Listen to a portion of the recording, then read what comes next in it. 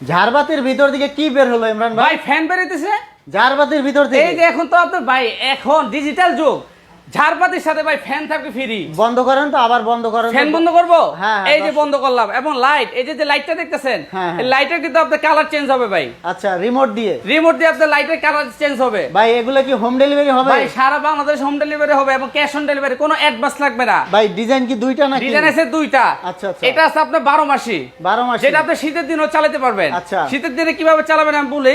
Fan? এই যে আপনি এটার সাথে আপনার রিভাইস সিস্টেম আছে। ও ফ্যান উল্টা ঘুরবে? এটা আপনি উল্টা ঘুরবে, উল্টা ঘুরলে আপনি পাবেন গরম বাতাস।